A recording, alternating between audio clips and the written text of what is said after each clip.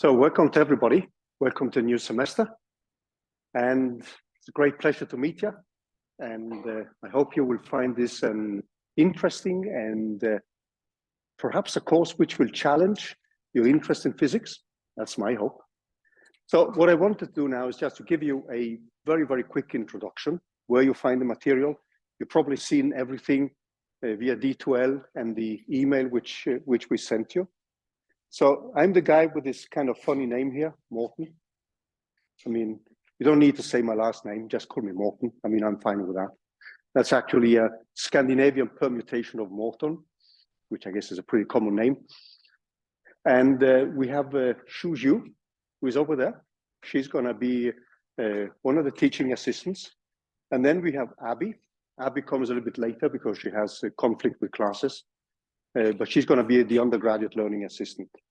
And as you've probably seen, we are going to record the lectures, so you can always watch the videos afterwards. And this is something which I always had problems with when I was taking classes.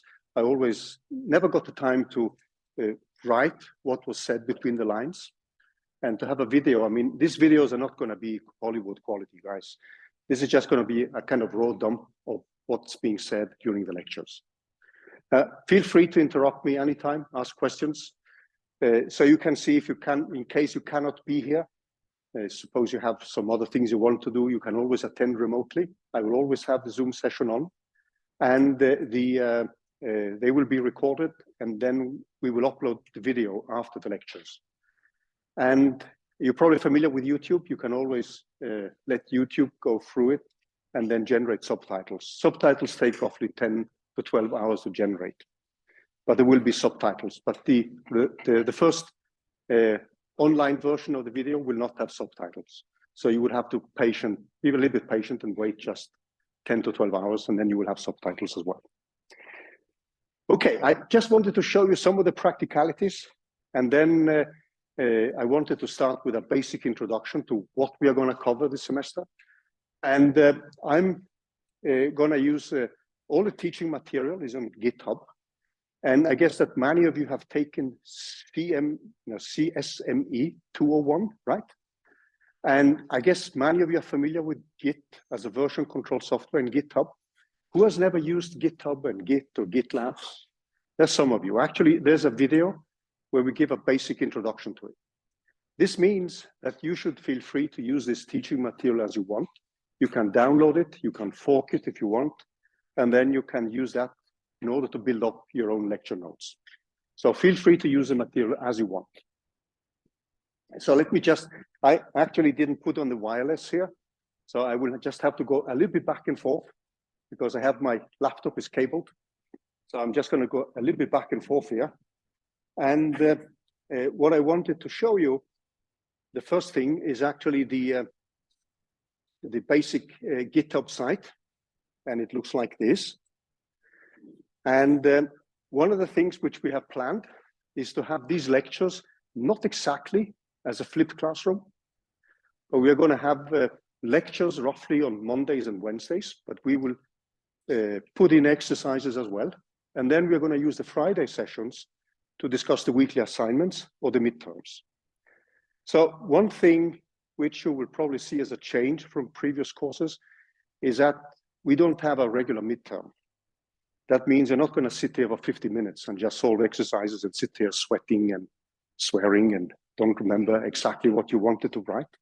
So the midterms is a typical take-home exam or project. And we're going to have numerical exercises every week. And I will come back to why we're going to have numerical exercises. I think that allows you guys to actually get a deeper insight about the physics. So one thing is to deal with paper and pencil computations, which is the way you've been typically solving exercises. What often happens in mechanics, which is a field which has been around for 400 years, 400 plus years, there's a huge body of paper and pencil exercises which have been developed to actually aid you in gaining deeper and deeper insights. The problem is that many of these exercises which you can solve analytically, you find an expression in closed form, they are not that many. So you often have to tweak initial conditions and so on to actually find the solution. It's very useful to do that because it gives you an exact answer. But many of these cases are cases which are idealized cases.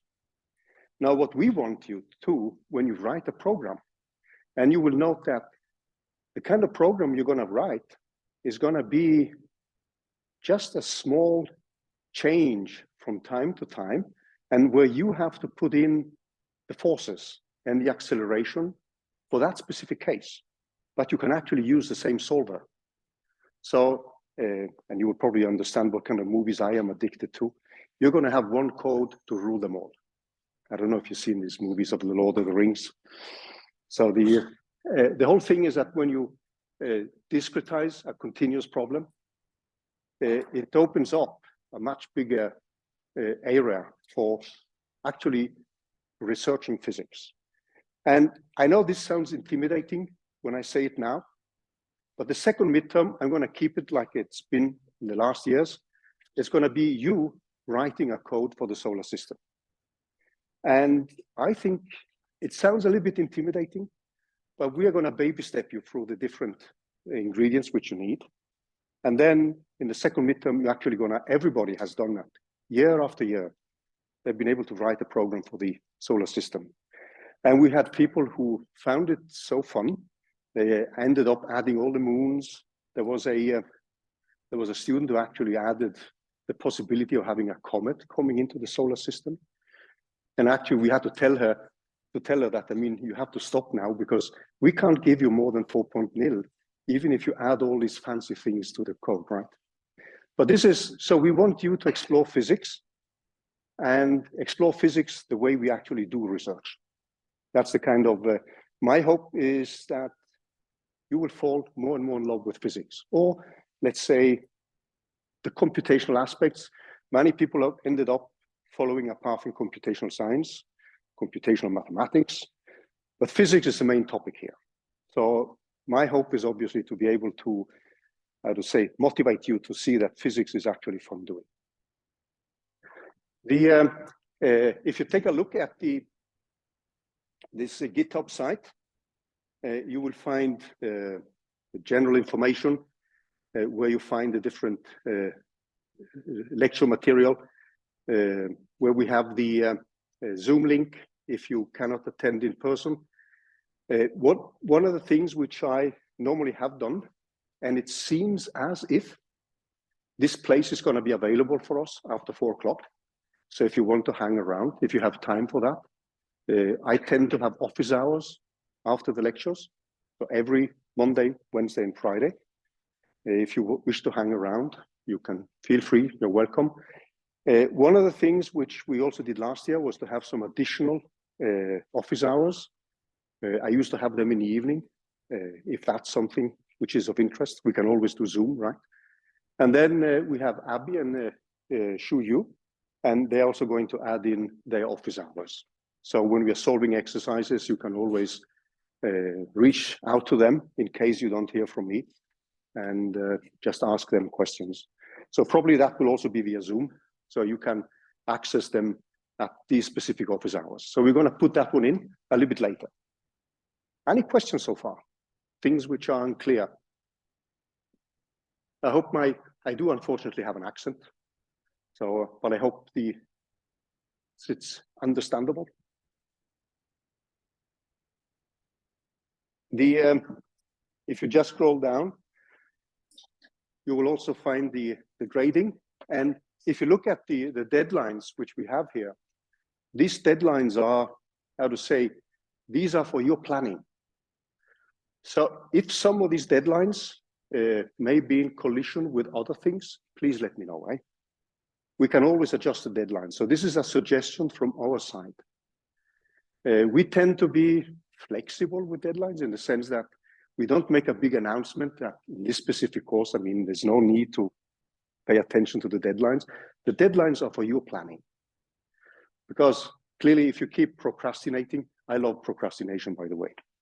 Procrastination is, to me, it's something which gives a deeper insight. It's not always efficient because you keep thinking about things all the time, but I actually have my best idea when I procrastinate. I'm not saying that you should procrastinate. But we tend to be flexible with deadlines. If something happens, I mean, we're not going to penalize you. But obviously, if you come in 1 month after later, I mean, this would be unfair to the other people who actually handed in on time.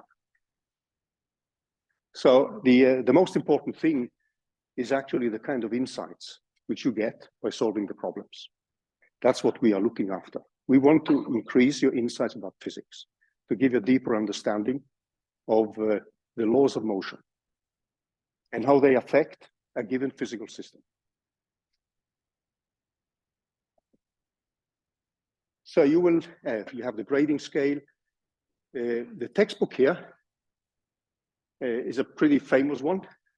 I know that many people don't read text anymore. So this is like my daughter. She always says, Dad, there's nobody who reads a manual anymore. It's only old people who read manuals. Actually, that textbook is a pretty good one. I recommend it.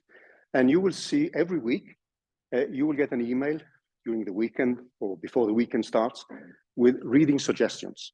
So take a look at this reading suggestion. Actually, the textbook is not that bad. And by some odd reason, there is a PDF version in this GitHub address. I don't know where it came from. It just ended up being there. So if you, it's a good text. So if you like it, feel free to buy it. But it's a little bit on the expensive side. But there is a PDF version here. Actually, if you search for the textbook, you will find the PDF version immediately. There's somebody who's placed it out there. Yeah, I should be careful with that because I'm not supposed to promote piracy.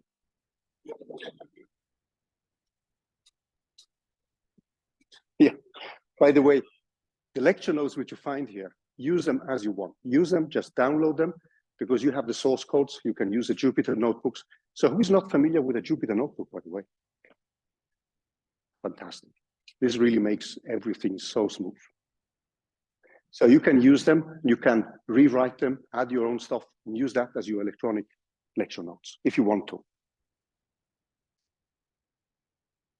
And there's another textbook, and this is actually a textbook. When you're on a university IP number, you can actually download this for free. So many publishing houses, when they sell a package to the university, and that means that you can actually download textbooks for free if you log in via an IP number of the university. So if you're here now with an MSU IP number, you can actually click on that link and you can download the textbook for free. So that's a part of the kind of subscription which Michigan State pays to the publisher. And you will see many publishing houses actually which offer this option. You will find a typical week with a link to teaching material.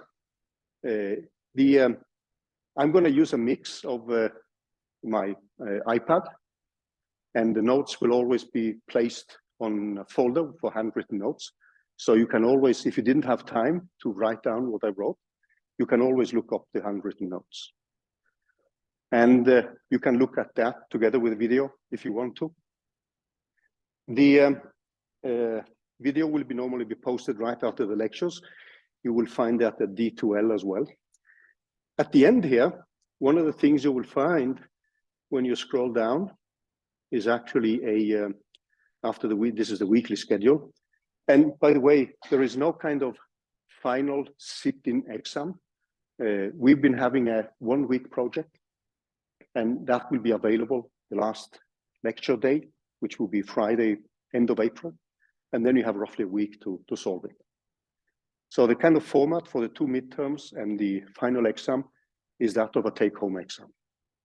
I prefer that because what I see is that gives people the possibility to think a little bit deeper about things.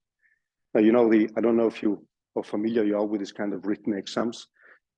I used to have, when I was a student, we used to have just one final exam, and it could be 7 to 8 hours. And if you had a bad day, then you just lost a year, and then you have to redo it. So hopefully by this way, we can scatter the load throughout the semester. And another thing, we normally, how to say, you can choose the way you work as you want. We are not going to impose any way you should collaborate with people, but it's fully possible if you want to collaborate, 2 to 3 people, you can form groups It's an excellent way of getting to know each other. You can have, and it's actually a fantastic way of learning new things, because somebody may be a wizard in physics. The other mate in the group may be somebody who is very good with computations. And then you may have somebody like me who's just very good at making coffee and cracking bad jokes. I won't expose you to all my bad jokes. According to my wife and my daughter, there's only one joke I know, and I just keep telling it again and again.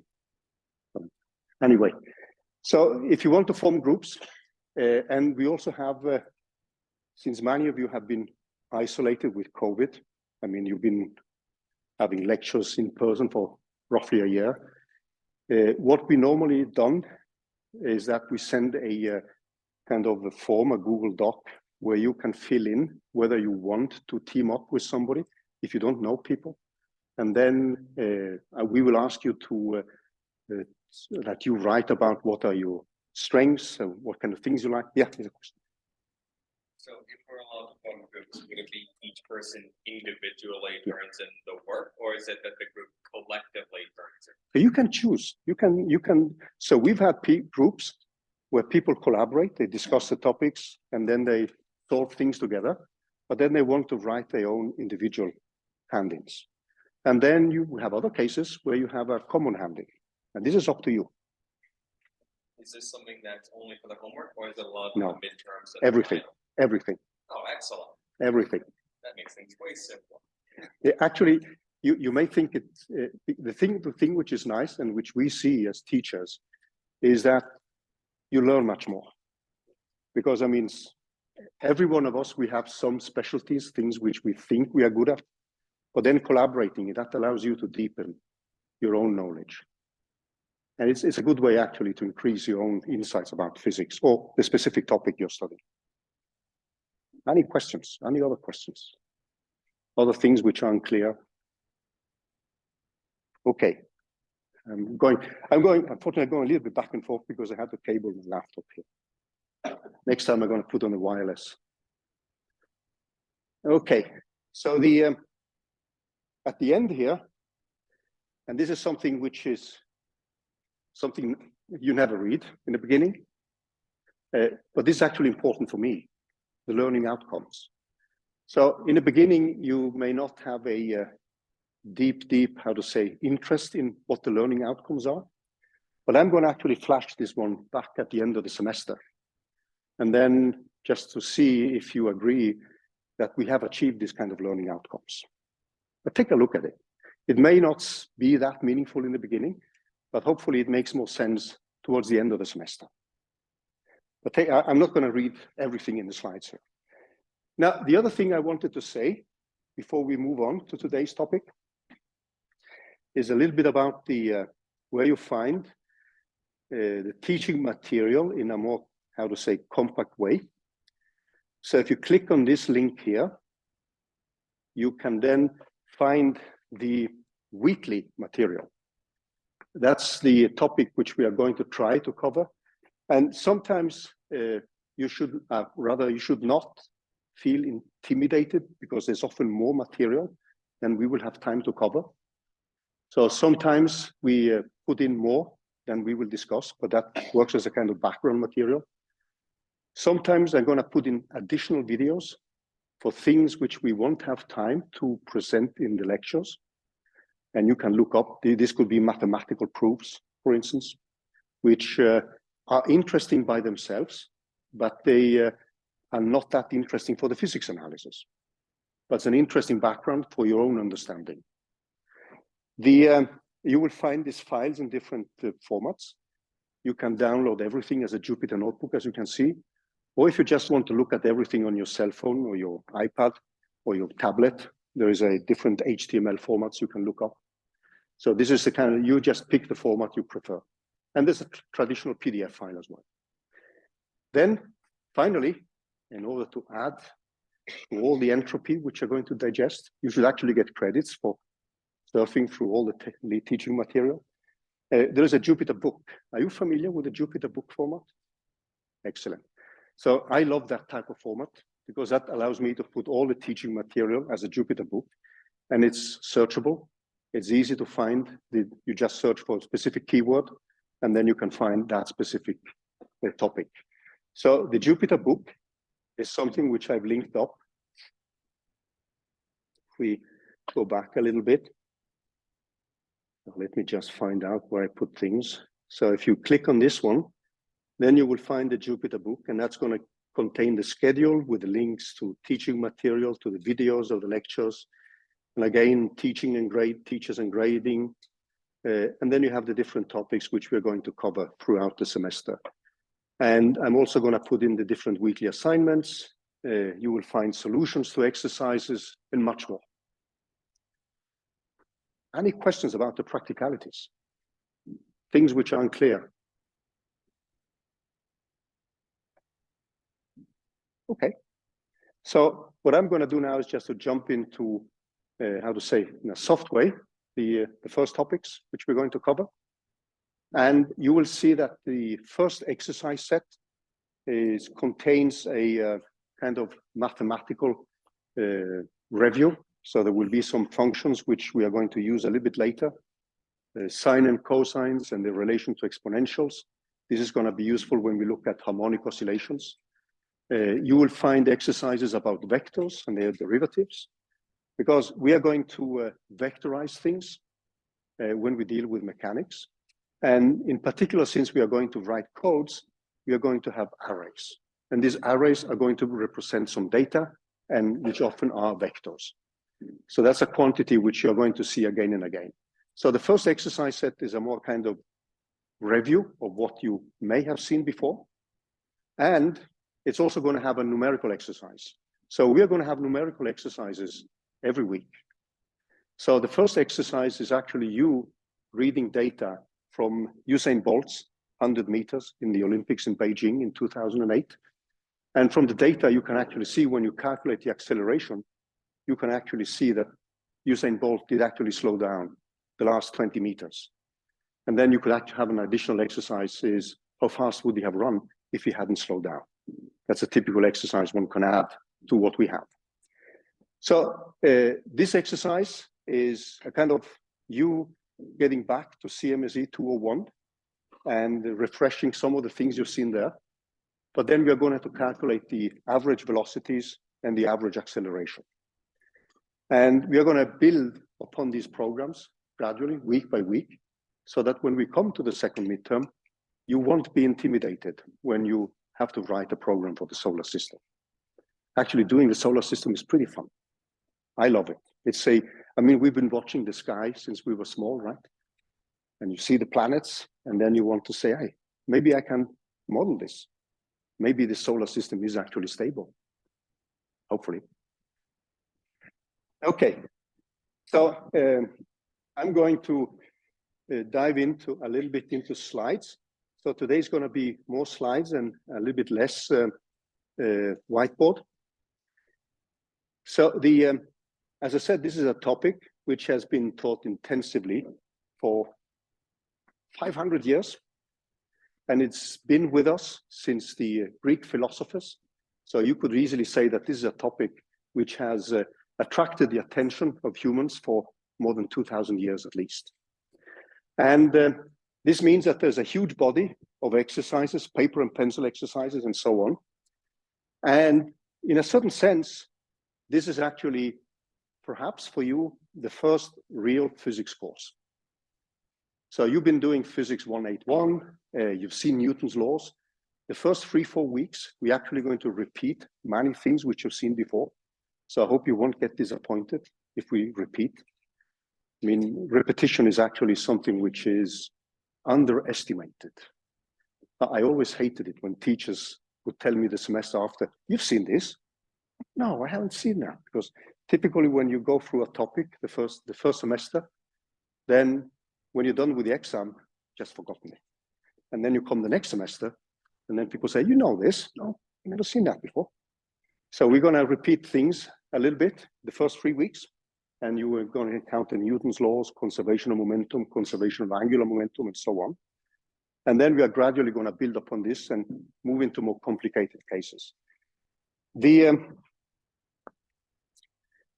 thing which we are going to look a little bit first at is discretization of data.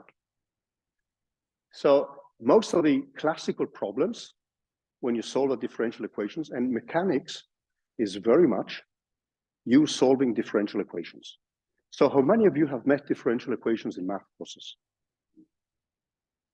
Yeah, and probably you have seen them in some disguise when you took the CMSE 201 course, right? Did you solve differential equations in that course? Yeah, and this course is actually about solving differential equations.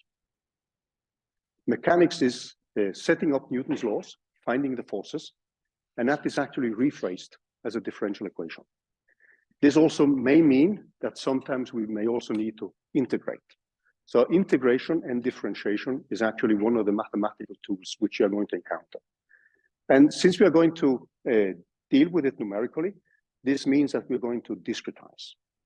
So let's look at how we're going to discretize the data, and let's look at something which is relevant for the first homework, the numerical exercise with Usain Bolt's 100-meter data. So I'm going to switch to the whiteboard here, and let's take a quick look at that. So let me small break and then change screen. And hopefully this comes up. Can everybody see well? So if you now look at the discretization of data,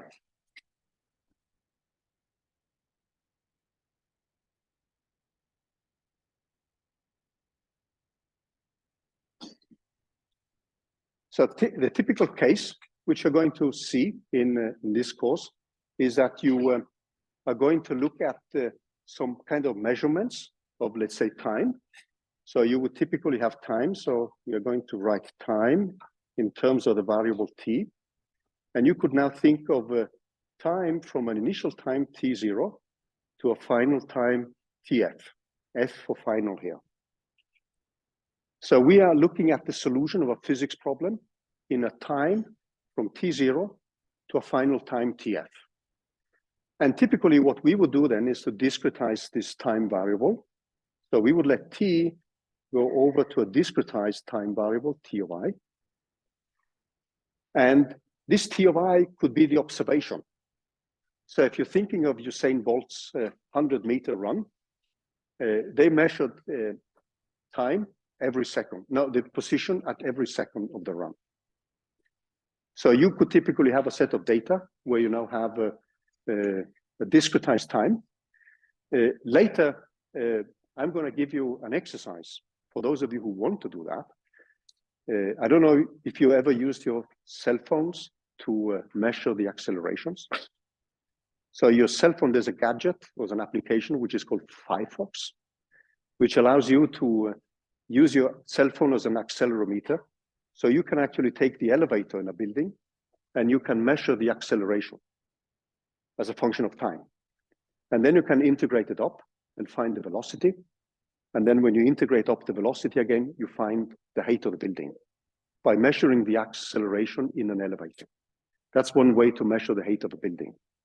And that means that you would have an observation with the acceleration as a function of time. So you have a discretized time. That's an example of the data which we could deal with in a course in mechanics.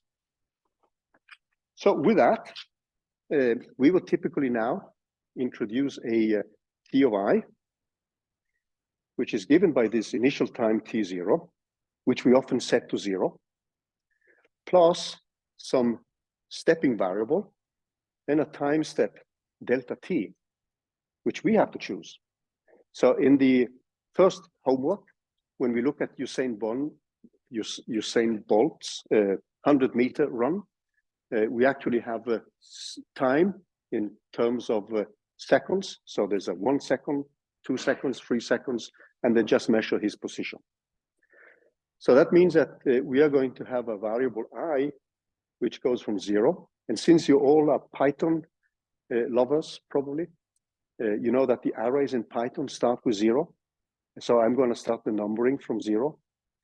And we have observations from 0, 1, 2, up to an n minus 1. So we have in total n points. And this T final is then given by this T of N, the last point, which we have. So you will typically see then that this T of N, which is the final time, is actually given by T0 plus this N times a delta T. And this delta T is normally defined as a T final, or Tn as we called it, minus T0, or the initial time, divided by the number of observations which we have. So that's a definition of this delta T. This is something you can fix when you do an experiment or when you're setting up a numerical calculation. Then, suppose now that we observe the height of an object. This could be a falling ball. So we have a y of t, which we then discretize to y of t of I. And if you wish to be picky, and most mathematicians are pretty picky, they would use a different symbol than y, because this is a discretized quantity, and it may not be exactly the same as the continuous function. But then this function here is now given by this y of I, and we would have a set of data, again with y from 0, 1, 2, etc., up to an n minus 1. And this means that if we graph it, we could have something like this. We would have y of t here. We would have t here on the x-axis, and then we have t0, t1, t2, etc., up to the final time, t of n. And then we have different observations like y0. It can be a new observation, y1. We have a y2 here, and so on. Now, with this, you can actually then define an average velocity. Define an average velocity.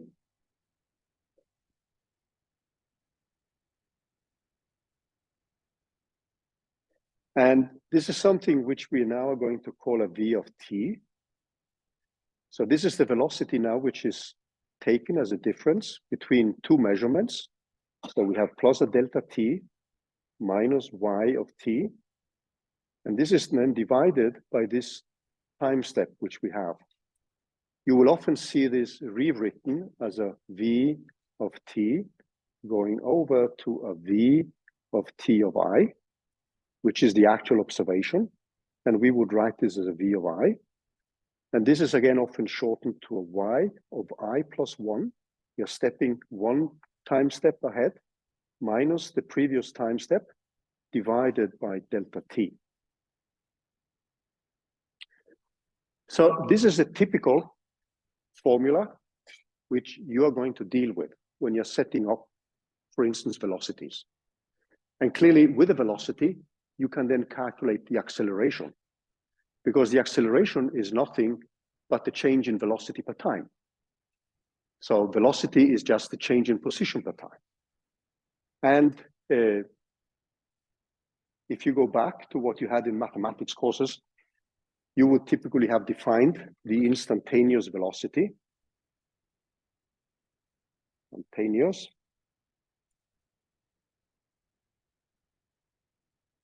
Which then defines the derivative. And in that case, what we would have is the limit of delta t goes to 0. And then we have a v of t, which is given by this y of t plus delta t minus y of t divided by delta t. And this is the same as the derivative of dy of dt. So are you familiar with this kind? I mean, I hope you've seen this before, right? And I hope you don't get intimidated or you don't get disappointed if I repeat some of these things. It's useful to actually establish the kind of common language which we need when we are going to solve exercises. And since we are going to have numerical exercises every week, it means since we cannot store an infinite number of numbers in a computer, we have to discretize. And when we are solving things or when we are making an observation, when we do a measurement, this is always discrete data. We have an observation at a given time. And when you're going to run this numerically, this is exactly what we're going to do. Any questions so far? So this is relevant for the first numerical exercise, because you're going to get a table with positions as a function of time. And with that table, you can actually calculate these velocities. Okay, so the next thing you can do is also to take the acceleration. So you can take the average acceleration between two measurements. Actually, the quantity which you see up here, this quantity here, this one, is normally called an average acceleration between two measurements. Now you can calculate the total acceleration between all the measurements. So you can actually do, if you have observation 1, 2, 3, 4, you would calculate the average velocity between observation 1 and 2. And then you can move to 3 and 4. And that would give you the total acceleration, where you would simply take the average of all these average accelerations. And this is one of the things you're going to do in this first exercise. Okay. So the average acceleration, if we take that, that's simply the change in velocity as a function of time.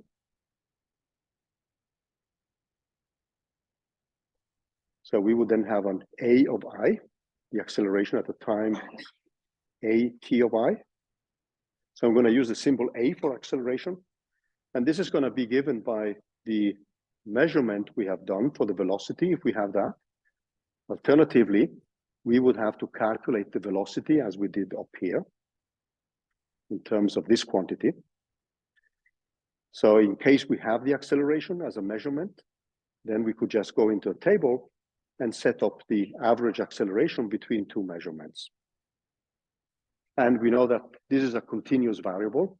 So A of t is again given by dv dt, which is the limit when delta t goes to 0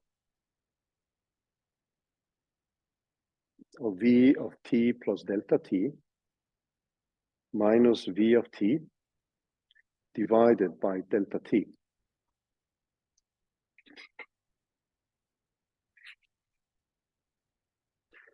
So we are going to deal with discretized quantities throughout this semester here.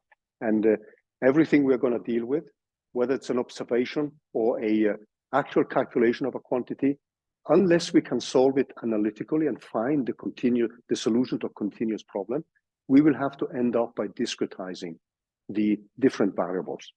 And if you run an experiment, the experiments will always yield a set of observations. So you will have a discrete set of variables. Okay, so let me just move into another topic now. So let's go back to the slides and remind ourselves about some other things. So one of the things which we are going to do when we solve a physics problem here is that we need to define an origin. And the typical frame which we are going to use is a so-called Cartesian coordinate frame. That's the most standard one. Are you familiar with polar coordinates, spherical coordinates? These are also coordinate frames which we're going to deal with.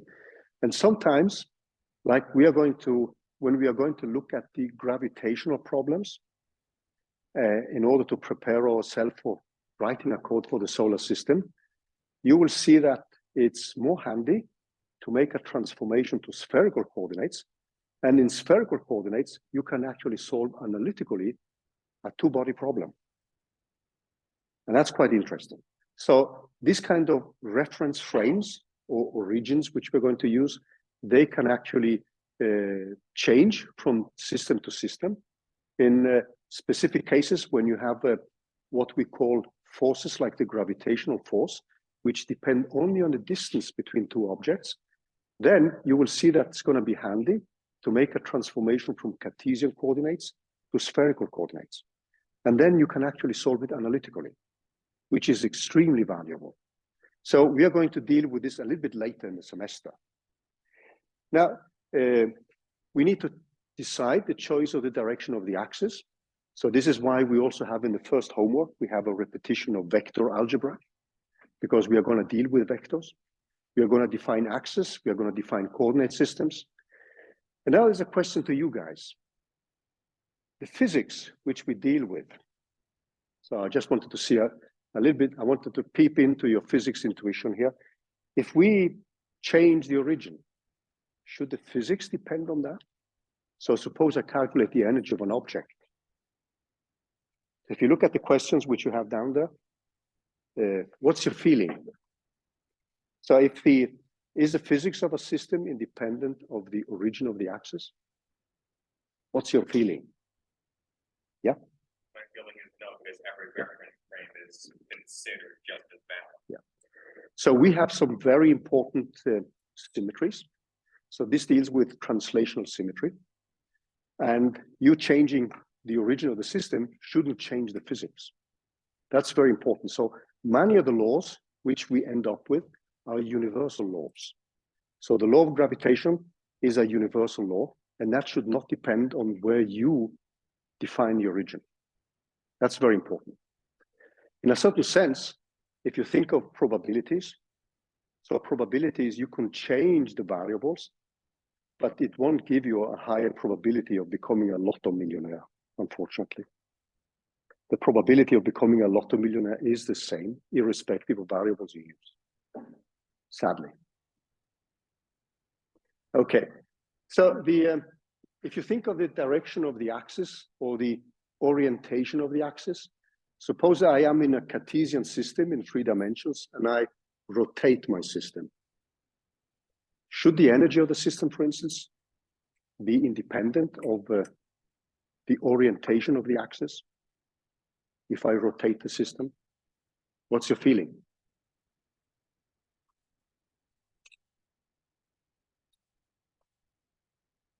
Any good? So I'm just trying to trigger your intuition here. Yeah? Yes. So it should be independent of the choice of origin. And also if I rotate this origin, I mean, my energy shouldn't change. That's a very important thing. That's again with the universality of many of the physical laws. So when we say we have a physical law, it's often because we have some universal properties. And that means, as you will see later, it means that the specific quantities which don't change with time. So if the system is rotationally independent, what you will see then is that a quantity like angular momentum is conserved. It doesn't change as a function of time.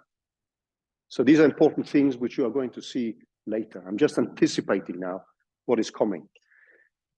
What about the scale of, let's say, the length of the system? What's your feeling about that? The last question. As in, is energy independent of the length of the system involved? Or if you think of you multiplying the physical quantities with a parameter, should that change the physics?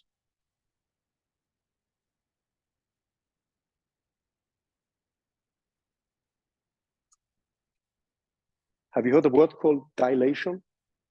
Yeah. Yeah. So that means it's actually a Latin word. I'm sorry for using all these Latin words. I actually grew up in a Latin country, so which means that my English tends to be a little bit Latinized. I'm sorry for that. But it means expanding or enlarging. So if I multiply my physical constants with just same constant, that shouldn't change the physics. So there are some things which, and the reason why I brought up the last question is that when we are going to solve physics problems, we are often going to scale the equations in order to get rid of physical quantities. I don't know if you notice that, but often when you're trying to find an analytical solution of a problem, you will often see many of these manipulations where you multiply away some constants or you bring in some new constants and you make the equations dimensionless.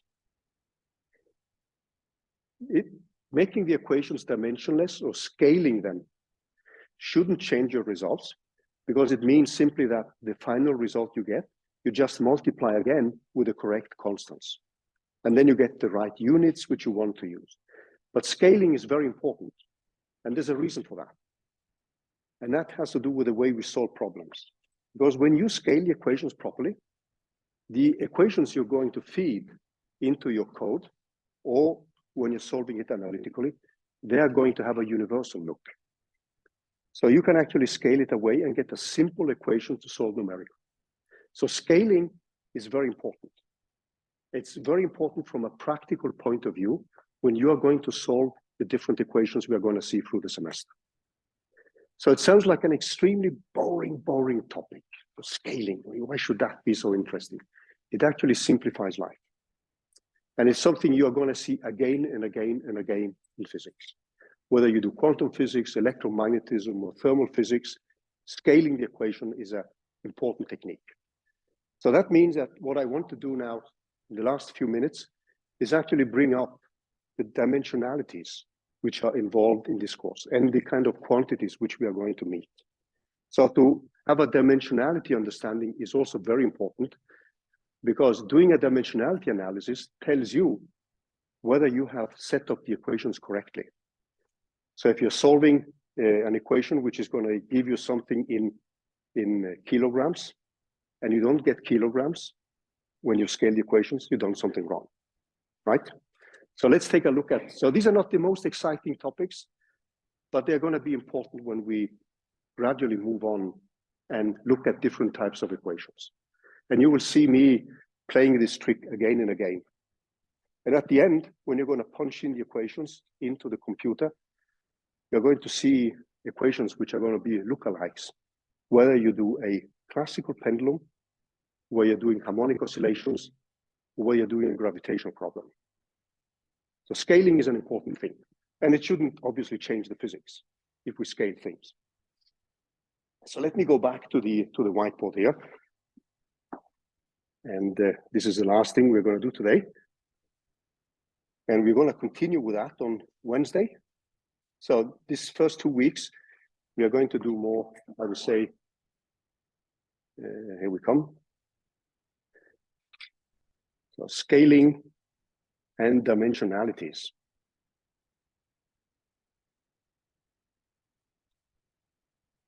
So it sounds like a boring topic, but it's actually one of these boring topics which make up the many of the gritty nitty details, which is going to make life a little bit simpler for us. And it's going to allow us to analyze problems in perhaps a better way.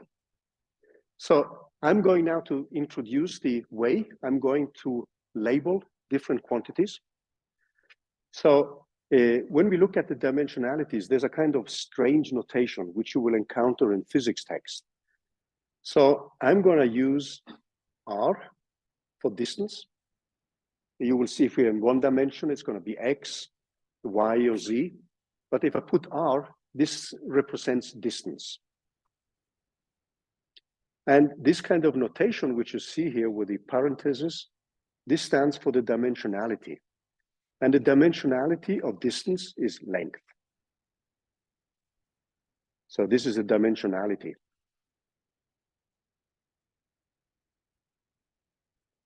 And keep in mind that there is obviously a difference between units and dimensionalities. And a typical unit, which we are going to encounter, is a meter. So we're going to stay with the metric system and not the imperial system. So typical unit, in this case, is just a meter.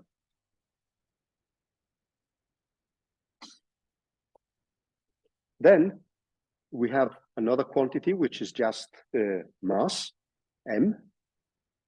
And this has dimension mass. So this kind of parenthesis, this stands for the dimensionality of the specific quantity we are looking at. And a typical unit, since we insist on the metric system, is a kilogram. Then I'm going to have time, obviously, t.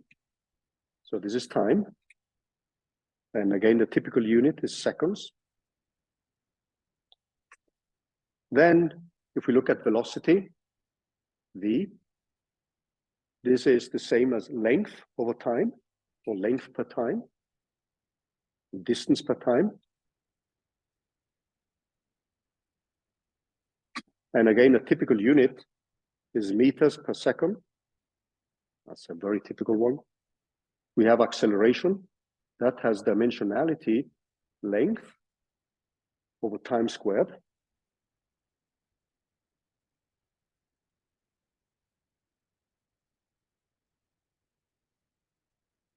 And that has again a typical unit as meters per second squared. And we have momentum, P. So this is the momentum.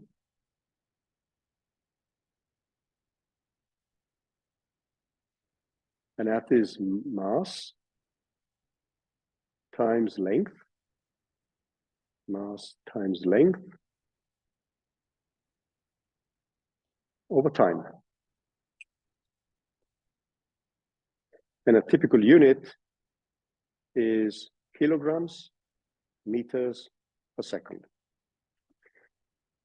Now we are going to continue with this on Wednesday, and we're going to remind you of Newton's law, and we're going to see how we can write Newton's law in a dimensionless form.